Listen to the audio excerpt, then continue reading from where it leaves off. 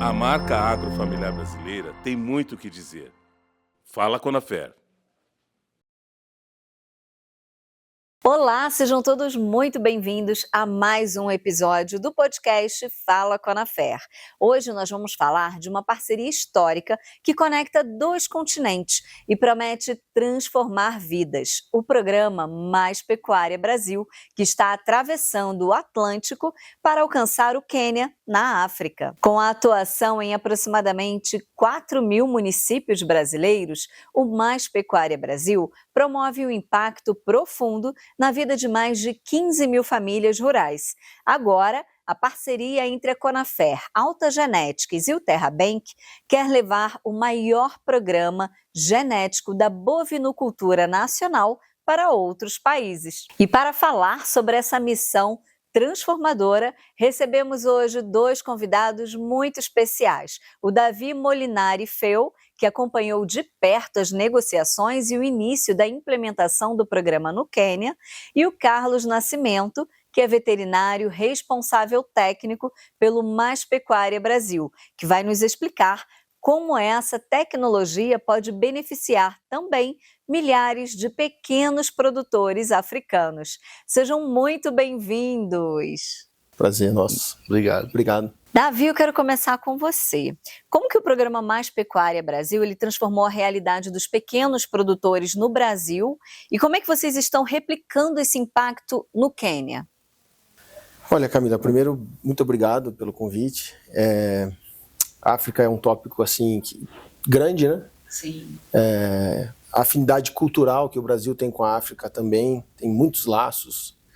O Brasil conhece muito pouco da África, embora hajam esses laços culturais. O Brasil conhece só os países do Atlântico, do Oceano Atlântico, e nós estivemos dessa vez no Quênia, a África Oriental, subsaariana. Mas, independente da região que você vá para a África, as similaridades geográficas e culturais são muito grandes. Então, o projeto Mais Pecuária Brasil, ele conseguiu, de uma certa forma, penetrar uma bolha. Embora o Brasil seja o maior exportador de biotecnologia e o maior rebanho do mundo de pecuária, essas tecnologias, esse melhoramento genético, ele estava sempre acessível para os grandes produtores no Brasil. E o Mais Pecuária Brasil conseguiu penetrar essa bolha e tornar uma tecnologia tão importante acessível. E isso fez com que os pequenos produtores pudessem ter acesso a essa tecnologia e eles quebraram um paradigma. O conhecimento chegou até eles e eles então agora começaram a desenvolver por conta, inclusive, e isso tem sido um sucesso no Brasil. Então, estender esse programa para a África foi uma questão de apenas acesso e levar a boa vontade de levar esse projeto e que veio com o presidente Carlos, com toda a intenção e boa vontade dele de expandir para o continente africano. Vocês ficaram quantos dias lá? Foram 40 dias executando um programa que já tinha sido preparado. Nós tivemos em várias comunidades no Quênia e nós fizemos em média 300 inseminações para as comunidades locais. Muito bacana. E Carlos, quais adaptações técnicas ou estratégias, foram necessárias para implementar o Mais Pecuária no contexto das comunidades quenianas? Houve muita diferença? Então, primeiramente, obrigado. Eu já participei do primeiro podcast, então já me sinto à vontade. Já é de casa. O podcast Fala Conafer é um podcast que tem o objetivo justamente de chegar até os pequenos produtores e a todo o público o que a gente está fazendo no campo. Sim. Em relação a essa tua pergunta, Camila, eu te falo que foi muito fácil, né? Porque, na verdade, o que a gente tem verificado com o Mais Pecuária Brasil, a dificuldade que a gente tem dos pequenos produtores, ela é global, né? Não é particular do Brasil, da África ou da Europa. Na verdade, o pequeno produtor ele tem uma dificuldade muito grande de ter acesso a essas biotecnologias, né? Então, assim, o trabalho que a gente fez no Brasil, a gente faz no Brasil com Mais Pecuária, nos deu essa expertise de executar em qualquer lugar, sem ser arrogante, né? Porque quando você entende essa metodologia, e a gente até gravou naquela visita que teve do pessoal do Quênia, na fazenda de búfalo, Sim. Né, que é essa questão de sentir o mais pecuária, sentir a terra. Então, a gente no mais pecuária, a gente entende o produtor. É uma questão não só técnica, mas principalmente de relacionamento. Sim. Você entender aquela realidade. A gente foi com a equipe técnica, é importante ressaltar, eu estou representando aqui a equipe técnica, mas a gente foi com uma equipe técnica bem grande. De quantas pessoas? Então, acho que todos tinham o quê? Mais 9 pessoas? Né? 9 pessoas. Mais 9 pessoas. E teve a doutora Bruna também, que ela não está presente aqui no podcast, mas a gente trabalhou muito junto em relação o que a gente levar, a gente entender o produtor. É o que a gente faz aqui no Brasil, entender o produtor, A real necessidade, a realidade, né? e adaptar a técnica ao produtor. Sim. Não o contrário que normalmente as pessoas fazem. Elas querem que o produtor se adapte às tecnologias. Então, assim, a gente primeiro entende a realidade deles e adapta a técnica, porque a técnica é muito mais flexível. Sim. Né? Então, assim, isso saiu com uma naturalidade, a aceitação foi incrível, né? Eu me surpreendi com a África, com Quênia, né? Quando a gente vai para outro país, a gente sabe que a gente vai imergir numa nova cultura, então a gente fica meio... O que é desconhecido, a gente tem dificuldade de entender. Mas foi o contrário, eu me senti em casa, né? A gente até fala muito que a África é a mãe, então ela recebeu muito bem a gente, povo muito alegre, receptivo. Então, assim, o trabalho fluiu de uma tranquilidade que me surpreendeu. Porque mesmo as dificuldades, infraestrutura não tinha, era difícil, mas a gente se adaptou e assim, a gente conseguiu fazer esse volume de inseminações sem nenhuma intercorrência, não teve nenhum problema com os animais, com algum acidente. Então assim, a gente deve estar voltando ano que vem para lá para já fazer o diagnóstico e receber esses resultados, que eu acredito que vão ser surpreendentes, né, por tudo que aconteceu. A parte técnica em si, eu me surpreendi com a África no sentido dos animais, da qualidade do solo, da pastagem.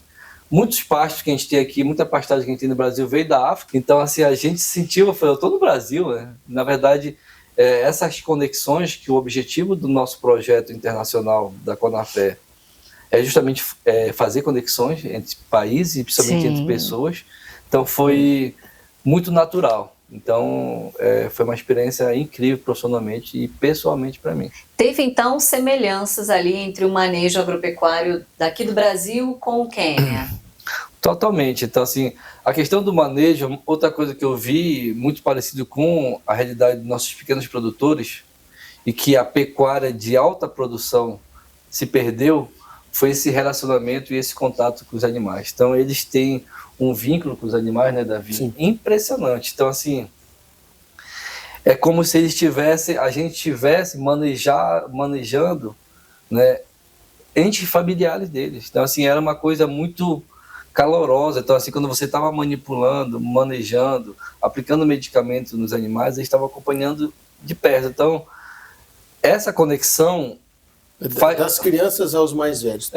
Todos estavam. Então, assim, foi uma recepção muito grande. Então, quando você tem esse vínculo com o animal, o resultado, o manejo é muito mais tranquilo, né? Por isso que o mais pecuário no Brasil hoje é um sucesso. Claro, as mesmas dificuldades que a gente tem no Brasil, a gente tem lá. Eles não têm acesso à biotecnologia. Sim. Então, o projeto, que é uma coisa que eu falo sempre, ele é um programa de melhoramento animal, mas ele é multidisciplinar.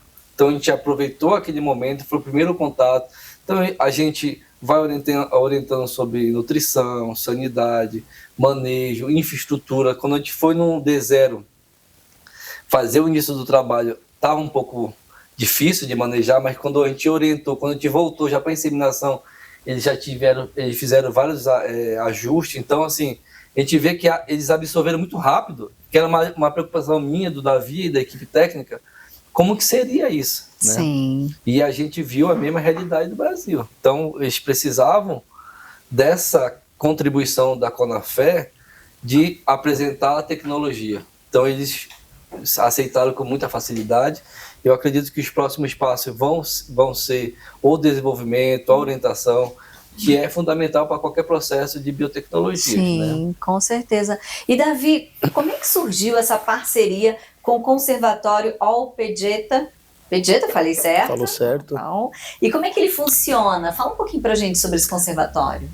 Esse conservatório, eles são uma fundação privada, foi estabelecido sob doações, e hoje é o maior centro de conservação de vida selvagem do Quênia. E o mais incrível é que, além de eles estarem numa região prime do Quênia, eles estão perto do Monte Quênia, uma planície belíssima, um cenário assim incrível, e um clima também incrível. Sim. O clima no Quênia, principalmente da região de Nairobi, e você segue pelos Alpes quenianos, porque tem uma região montanhosa muito bonita. Nossa, deve ser lindo. E a temperatura gira em torno de 15 a 25 graus o ano inteiro. Olha. E algumas regiões ficam acima de 2.000 metros de altura. Então, o clima é considerado um dos melhores climas do mundo. Favorável. E a beleza dos animais selvagens. Mas o que mais me impressionou, e eu já havia visitado esse centro de conservação em 2010, na verdade, eu morei no Quênia durante 5 anos. Então, nesse período, eu cheguei a ter alguns negócios pessoais, trabalhei com uma ONG local que fazia ajuda para as comunidades. E durante esse período eu visitei muito e conheci muitos projetos que eram executados. E a All-Pegeta foi uma grande surpresa. Por quê? Porque eles são o único centro de conservação no Quênia que integra a pecuária. E isso, para mim, foi uma grande surpresa. Porque a pecuária, hoje, ela é vista no mundo como uma vilã, né? Uma vilã. Por Verdade. conta da emissão de metano. Mas as pessoas elas não têm uma compreensão holística de como a pecuária integrada num ecossistema, quais os benefícios ecossistêmicos que a própria pecuária tem. A gente está acostumado a olhar para a pecuária de grandes confinamentos, e você tem problema com manejo de resíduo, mas não entende a pecuária no seu estado Sim. natural. E foi exatamente isso que nós pudemos ver juntos ali, né, com o time, e já havia conhecido antes. Eles integraram a pecuária dentro do sistema de conservação animal. Então o gado, ele pasta livremente junto com os animais selvagens. Olha, que interessante. Mas o curioso é que eles, por causa dos ataques de leões, e acontece diariamente, eles perdem 1 a 2 animais por dia. 10% no ano. 10% é o dízimo que eles pagam para poder manter os animais, e os pastores dormem com os animais, e os animais são colocados em bomas. Quais animais que tem lá? Todos os Big Five, que eles chamam, estão lá. Olha, então nós temos... legal. Aliás, eles têm os últimos 2 rinocerontes brancos do norte. Nossa. Estão nesse centro de conservação. É a mãe e a filha. Que legal. 2 fêmeas. 2 fêmeas. O macho morreu, se eu não me engano, 2 anos atrás, mas eles ainda têm uma quantidade de sêmen desse macho. Que bom. E eles já estão fazendo fertilização in vitro para conseguir manter a espécie. Sim. Mas se morrerem essas 2 fêmeas, o rinoceronte branco do norte vai se extinguir.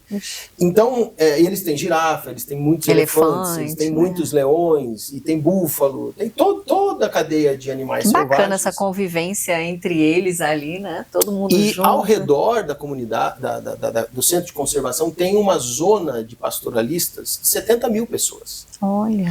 Então, além da pecuária integrada à vida selvagem, você também tem toda uma comunidade pastoralista que trabalha ali junto a essa conservação. Então, Eles têm um trabalho com essa comunidade. Eles têm um trabalho com essa comunidade, e a Conafer vai participar do Mais Pecuária junto a essa comunidade. Legal. E o que a gente acabou descobrindo é que o sistema de pecuária integrado à conservação de animais selvagens, os índices de preservação com essa conjunção são muito melhores. Inclusive, só contribuindo com o que o Davi falou, ele falou que a pecuária salvou a preservar esse rinoceronte. Porque tinha caçadores e tal. Então, nessa integração, você diminuiu, porque eles também dão um apoio a essa comunidade. Então, não há necessidade de caçar. Então, assim, tem uma integração bem interessante. Então, assim, a gente ficou muito feliz como o Davi falou, em relação à pecuária, que a gente sofre um impacto muito grande aqui no Brasil sobre isso. Apesar do Brasil ser o maior produtor de proteína animal do mundo, né, nós somos um país do agro, mas o agro sofre essa pressão, principalmente a pecuária. É verdade. E quando você vê um país como a África, como o Quênia, utilizando a pecuária para preservar... Para consolidar um modelo de conservação. Então você tem um impacto. Por que a gente não fazer isso aqui no Brasil também? Com certeza, enquanto os outros centros de conservação que não têm pecuária integrada mantiveram uma taxa de crescimento zero, ou até mesmo perda de animais, a da Alpegeta houve um crescimento dos animais selvagens. Por quê? O gado ele passa a ser um catalisador de doença, porque esses carrapatos vão primeiro no gado. Então, os mesmos carrapatos que passariam doença para os animais selvagens vão para o gado. E aí eles têm um programa de pulverização semanal. Então, acaba tendo um índice de doença menor. Baixo, sim. O gado, ele também tem uma função de fertilização de solo, de captura de carbono. Que nessas domas, eles vão migrando os animais, eles não deixam ficar muito tempo no lugar. Então, o tempo que eles ficam é o tempo necessário para matar a grama ruim, fertilizar e fazer uma grama de maior e melhor qualidade brotar. Regeneração de pasto. Então, eles estão usando legal. gado para fazer regeneração de solo nas áreas onde eles detectam um enfraquecimento do solo. E outros benefícios ecossistêmicos dentro dessa integração. Então, para nós, essa é uma narrativa real que precisa ser aplicada, inclusive, no Brasil. Sim. E aí surgiu, então, uma possibilidade de uma parceria que nós estamos negociando para criar um centro de conservação ou no Pantanal, ou no Acre, para integrar vida selvagem e pecuária. Inclusive, o monitoramento que eles fazem sobre os rinocerontes é 24 horas. Eles têm monitoramento de todos os leões da conservação. Então, existe um monitoramento que acontece que, inclusive, evita esses caçadores que estavam ali para tirar o chifre do rinoceronte que é vendido no mercado negro chinês.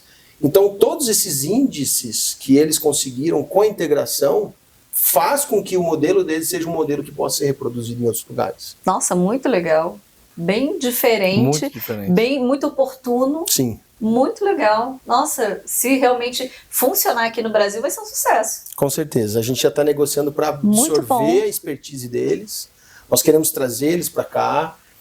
Como eles são uma fundação privada, eles têm muito apoio internacional. Tem muitos fundos de investimento que têm contribuído com apoio financeiro. E eles têm um braço comercial que é a pecuária, que tanto beneficia no levantamento de recursos para o projeto, como beneficia também as comunidades. E agora o Mais Pecuária vai apoiar essa zona de comunidades que tem ao redor do centro de conservação, para que eles também possam ter condição de produção de carne e leite. E o excedente vai acabar sendo comercializado pelo próprio centro de conservação, que tem um braço comercial. Nossa, muito legal. Muito legal. Gostei muito de saber disso. E eu ia chamar ele de Schumacher, gente, porque Schumacher é o apelido do Carlos. Aí a gente aqui na conversa, mas já pode ser Schumacher pode então, ser. né? É Carlos Schumacher. Pronto. Schumacher, quais foram os principais desafios técnicos e logísticos, de repente, né, encontrados ali no Quênia para implementar esse sistema lá, o Mais Pecuária lá? Então, assim, a primeira dificuldade que a gente encontrou no país, apesar de pensar que foi estrutura ou qualidade do gado, não foi essa. Foi justamente a tecnologia e insumos, né? Eles ainda estão trabalhando com uma tecnologia que a gente usava aqui no Brasil na década de 90, né? Nossa! Então, assim, inclusive, até mesmo a Alpegeta, eles têm um trabalho já de comunidade, mas eles fazem uma inseminação e protocolos antigos, né? Então, assim, e o Mais Pecuária, a gente está levando um pacote tecnológico e a expertise que eles vão dar um salto 10 vezes mais do que eles estão tendo hoje em relação aos resultados. Então, assim, legal. A principal dificuldade foi essa, que a gente está ajustando, né? Inclusive a Conafé, através do nosso projeto, está fazendo parceria com alguns centros do próprio país, com o Ministério da Agricultura do país, justamente para a gente fazer essa troca de experiência e de inserir outros insumos, que é a grande dificuldade, né? O Brasil, ele é líder mundial, né, em biotecnologias, líder mundial, é o país que mais faz transferência de embrião. A parte de ATF, que é a tecnologia que aplica aqui no Mais Pecuária, que a gente levou para lá, é de ponta. Então, a mesma tecnologia que a gente usa no Mais Pecuária no Brasil, para o pequeno produtor, que é o que tem de melhor no Brasil, como a gente é a maior pecuária do mundo, a gente está falando também das biotecnologias de ponta. A gente levou para o Quênia. Então, assim, a gente está levando para eles essas novidades tecnológicas, né? Então, assim, teve essa dificuldade de infraestrutura e tal, mas isso a gente já está acostumado no Brasil, então foi assim, muito fácil, né? Inclusive, a gente, quando foi apresentar alguns órgãos do governo, eles te falaram, será que vocês vão conseguir? Porque a gente sabe da dificuldade, só que a gente já teve aqui na prática no Brasil com mais de 200 mil inseminações. Então, isso não vai ser dificuldade para a gente poder levar esse projeto para o mundo, né? Então, assim, a gente encontra dificuldade, mas reforçando a tua pergunta, foi acesso a alguns insumos que lá não tem, e nem algumas tecnologias. Mas como a gente tem um pacote tecnológico já montado, né? Completo, a gente pegou e vai ajustar. E assim, a gente saiu daqui do Brasil, a gente teve uma reunião com o presidente Carlos, e isso não sai da minha cabeça. Ele falou assim, eu não quero que vocês mudem a receita. Façam a receita que a gente faz aqui no Brasil, que vai dar certo. E realmente a gente seguiu a receita, né? Não fomos para a África e nem vamos para outros países como sendo o salvador da pátria. Nós estamos para contribuir. E a gente entregou um pacote tecnológico, mas eu te garanto, o que a gente recebeu e de aprendizado, inclusive para empregar aqui no Brasil. Então, o projeto ele tem isso muito forte, né? Não adianta a gente levar um pacote tecnológico ou para o nosso pequeno produtor aqui no Brasil, ou para a África, ou para qualquer outro país, se a gente não integrar a juventude. Porque eles são a renovação do que a gente está levando para cada propriedade dessa. Com certeza. E pegando esse seu gancho, vocês aproveitaram para fazer algum tipo de capacitação lá com esses produtores quenianos? Davi pode falar, né? E várias, né, Davi? O Dr. Schumacher aqui, posso dizer que ele tem o dom do ensino, né? Já deu aula há muito tempo. E a nossa relação com os veterinários locais, porque a nossa chegada no Quênia ela foi também intermediada pelo próprio governo, por meio da ADC. O presidente da mesa diretora, o Dr. Alawi, ele foi quem nos recepcionou de maneira assim, formidável. Ele morou 25 anos nos Estados Unidos, hoje ele é o diretor apontado pelo presidente. E através dessa parceria houveram muitos veterinários que vieram participar e receber esse treinamento. Então, enquanto a gente executava o projeto, o Dr. Carlos aqui pôde transmitir o conhecimento dele e como ele disse, existe uma ânsia de conhecer, de aprender por parte dos produtores locais e dos veterinários que nós tivemos contato. Então, esse é um conhecimento que era visível, ele fluía, assim, eles absorviam rapidamente as técnicas, as sugestões. Que legal. E até mesmo quando a gente pediu para eles melhorarem a infraestrutura, rapidamente eles colocavam a mão na massa e ia à comunidade. Então houve uma troca de conhecimento técnico que com certeza vai impactar a continuidade desse projeto. Então houve sim bastante transferência tecnológica. A gente já tem uma agenda para treinamento das comunidades e de outros veterinários nas próprias fazendas da ADC, que é uma paraestatal vinculada ao Ministério da Agricultura.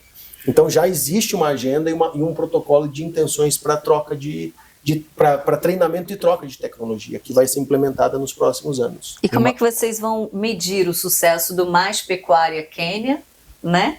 E garantir que os objetivos sociais, econômicos e ambientais sejam de fato alcançados? A gente está desenvolvendo um modelo de certificação que inclusive consegue emitir créditos de carbono. Porque a pecuária, ao contrário do que muitas pessoas acreditam, ela também pode ser um modelo de negócio onde você emite crédito de carbono e com capacidade de medida de emissão evitada ao longo dos anos. Por quê? A pecuária, ela obviamente, ela precisa de terra, né? Se for num modelo extensivo, mas quando você implementa um projeto, uma comunidade carente que não tem condição e nem conhecimento técnico para fazer o melhoramento genético, quando eles recebem esse melhoramento, você está aumentando a capacidade produtiva do animal, a conversão do animal. Então isso, consequentemente, você acaba diminuindo o uso da terra. Se você tem um animal que vai produzir 5 vezes mais na mesma terra, você está impedindo o aumento de 5 vezes o território. Sim. Porque aquele animal que tem uma produção baixa usa uma determinada quantia de terra para se alimentar. E quando você implementa um projeto como esse, você consegue medir o impacto genético de produção, calcular o carbono que está sendo, as emissões que estão sendo evitadas, e você consegue, na base da economia, aumentar a produção de leite, que é um fator de liquidez diária. Porque a carne você precisa de um tempo para o animal produzir, para ir para abate, você precisa de uma infraestrutura mais complexa. Mas o leite, dentro da realidade do Quênia e, obviamente, do Brasil, o leite ele é uma liquidez que permite, às vezes, o fazendeiro pagar os estudos do filho. É o dia a dia, né? É o dia a dia, os insumos dele. O retorno mais rápido. Então você tem a média de produção de leite no Quênia é de 2 a 3. Aqui no Brasil é 4. E aqui no Brasil, com o programa Mais Pecuária, de 4 a gente consegue pular já para 15. Olha. Então, se a gente tem um trabalho, inclusive, de longo prazo, de 10, 15 anos, o impacto na produção, na economia local, ela é calculável, ela é objetiva. Então, esses parâmetros, junto com tecnologia, estão sendo usados no projeto para a gente poder medir ao longo dos anos o impacto social, o impacto ambiental e a governança que se levanta dentro desse modelo, porque as comunidades são obrigadas a se organizar, inclusive para a comercialização desses insumos. Sim. Então, todos esses impactos, eles são medidos e são registrados, para que, inclusive, os investidores e aqueles que queiram contribuir com esse tipo de projeto consigam depois auferir os resultados que foram prometidos. Com certeza. E, Camila, uma coisa interessante, a gente conversou muito com o Davi sobre isso, a questão da segurança alimentar. A gente viu uma carência muito grande na produção de carne mesmo, né? Então, todas as reuniões que a gente tinha... Não atende nem a demanda local. Nem na local. Nossa. Então, o consumo per capita de carne do Quênia é 12 quilos, Bem né? pequeno. 14 quilos. Então, assim, do No Brasil... Brasil é quase 100. Quase 100, 90. Olha a diferença. Então, verdade. assim, isso é uma questão de segurança alimentar, né? Então, assim, quando a gente fala de um projeto desse, se pensa muito, vai inseminar, mas é um impacto econômico, é um impacto de segurança alimentar de um país. Então, assim, a gente sentiu muito isso, talvez aqui no Brasil a gente não tem esse impacto, mas lá a gente teve convite para ir na fazenda do presidente do país. Olha que bacana. Então, isso aí mostra a importância que o cara... Sim. Quando a gente descobriu, a gente começou pela comunidade. Eu quero que esse pessoal vão visitar a minha fazenda. Sim. Então a gente teve uma visita na fazenda dele. Então vê a importância que eles têm, pelo amor de Deus, venham nos ajudar aqui. É verdade. Então assim, a gente, eu sou muito grato por ter ido nesse projeto e a importância, tanto como o Dr. Alau, que o Davi falou da ADC, então todos os órgãos estavam envolvidos no projeto. Então você vê a necessidade e a importância que eles deram para o projeto Mais Pecuária. Com certeza. Né? Porque é uma questão alimentar. Sim. Então, assim, quando a gente fala em questão alimentar, a gente fala na necessidade básica do ser humano. Né? Quando a gente fala com os países que têm o maior consumo de proteína, as crianças se desenvolvem mais. É verdade. Então, assim, a pecuária não pode ser vista como é vista. Então, se você está falando de África, de Brasil, que a gente não pode falar também que o Brasil não tem dificuldade. A gente sabe a carência alimentar que tem no Brasil. Então, o Mais Pecuária no Brasil está levando isso, está levando comida, leite para aquelas crianças, proteína animal, né? Então, assim, e a mesma coisa, a gente sentiu isso muito forte, sendo muito acolhido da necessidade que eles deram, eles se mostraram a necessidade dele e a importância que eles deram para o nosso projeto. Sim. Então, isso é muito gratificante. Então, em 40 dias... que pareceu muito porque a gente estava longe da família, mas na verdade quando eu voltei de lá, foi muito rápido, porque tanto da significância que a gente teve desse projeto para essas pessoas. Sim. E existem planos aí de expandir o programa para outros países africanos ou até outras regiões do mundo? Quais os próximos passos? Camila, eu acho que é importante, antes mesmo de apresentar aqui qual é a nossa estratégia, né, de expansão, por que a gente escolheu o Quênia, né, como um ponto de início? Né? Saber. Porque o continente africano tem 54 países, é um continente, uma região de complexidade geográfica muito grande. Existe um deserto enorme no norte, que é o deserto do Saara. Poucas pessoas sabem, mas existe a África Branca e a África Negra. A África Branca são os árabes, que ficam no norte, que também tem grandes quantidades de rebanho, leite e carne. E você tem a África subsaariana, que é toda a África Negra, eles chamam, que é abaixo do Saara. Então, assim, o leste da África, ele tem uma posição estratégica por conta da proximidade daquela região com países árabes e asiáticos. Então, dentro do modelo que hoje é chamado de economia de baixo carbono, a logística dos produtos ela está sendo levada em consideração. Então, se a gente calcular a distância que o Brasil tem da China, a distância que o Brasil tem da Europa e dos países árabes, a África está na metade do caminho. Então, eles têm uma economia de transporte já evidente. É claro que os países africanos eles têm muita complexidade de execução por conta da burocracia, dos grupos de interesse, dos cartéis. Então, todos esses problemas, eles pesam na hora da decisão dos investidores. Mas a próxima grande fronteira agrícola do mundo é a África. Porque a África, o solo da África ainda não está cansado. O Brasil tem 95 milhões de hectares de área que precisa ser regenerada. Existe um custo para a regeneração. E esse custo, ele obviamente, quando você encontra um lugar onde a terra ela ainda não foi usada de maneira química ou agressiva, como a nossa monocultura, ela vem sendo explorada no Brasil, a África acaba se tornando um ambiente de muito interesse econômico. Então, isso tem sido evidente exatamente por causa da guerra na Ucrânia. Então, a Ucrânia sempre foi um grande produtor de trigo, de grãos, que distribuía para a Europa. Então, com a guerra, isso prejudicou muito a produção da Ucrânia. Então, a Rússia tem vindo com muito apetite por terras africanas. A China. Os Estados Unidos parece que despertou de um sono antigo e profundo, embora eles tenham muita relação, mas deixou de ter uma relação direta e perdeu muito espaço para a China, para a Rússia. E a própria Europa, que foi a grande colonizadora do continente africano, sendo que o Quênia ele era uma colônia britânica e cuja independência aconteceu em 1963. Então o Quênia sempre foi visto como a joia da coroa britânica, por conta do clima, da qualidade da terra. O Quênia, poucas pessoas sabem disso, mas é o maior produtor de rosas da Holanda. A Holanda não produz flores o ano inteiro. A maior produção de flores e rosas da Holanda vem diariamente frete aéreo do Quênia. O Quênia tem o melhor café do mundo, junto com a Etiópia. Os melhores chás vêm do Quênia, para a rainha que gostava do chá inglês. Então, o Quênia ele tem uma posição geográfica importante. Então, às 6 horas do Egito.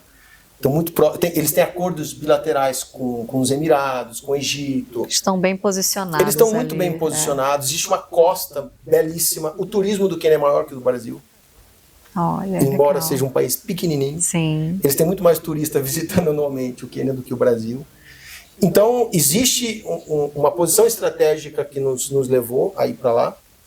Obviamente, eu tinha já um passado ali no Quênia que facilitou essa nossa ida para lá. Mas os próximos passos já estão bem articulados. A gente já tem uma negociação em andamento com o Ministério da Agricultura de Botsuana, com o Ministério da Agricultura de Ruanda. Por quê? A gente está triangulando uma região para poder alcançar os países fronteiriços. E já temos uma visita já pré-agendada com o governo do Egito, que se interessou pelo programa Mais Pecuária no Egito. Então a gente está negociando também. Então a nossa intenção é conseguir fazer com que o projeto alcance o maior número de países possíveis e que essa produção, esse excedente, possa começar a ser direcionada para o Egito e os Emirados. Então a gente não está pensando só no impacto social ou no impacto ambiental de melhoramento, mas a gente já está olhando para toda a escala comercial, Sim. olhando já para um refinamento do produto e para um mercado que possa pagar e trazer um pouco mais de lucro para a produção de carne nesses países. Sim. Mas o Quênia, de fato, é a nossa base de início. É o xodó, né? É. Muito bom, quero agradecer muito vocês por todos os esclarecimentos, por esse bate-papo informativo e parabenizar vocês pelo trabalho maravilhoso que foi feito e ainda está sendo feito, né? Lá no Quênia, parabéns. E muito obrigada por esse bate-papo. Obrigado. É incrível, né? Ver como a tecnologia e a colaboração internacional podem impactar positivamente tantas vidas e comunidades. E se você gostou desse episódio, não deixe de continuar acompanhando a TV Conafer. Lá você encontra mais conteúdos inspiradores como este, mostrando o impacto real dos nossos programas e iniciativas pelo Brasil e agora pelo mundo. Até o próximo podcast Fala Conafer. A marca agrofamiliar brasileira tem muito o que dizer. Fala Conafer.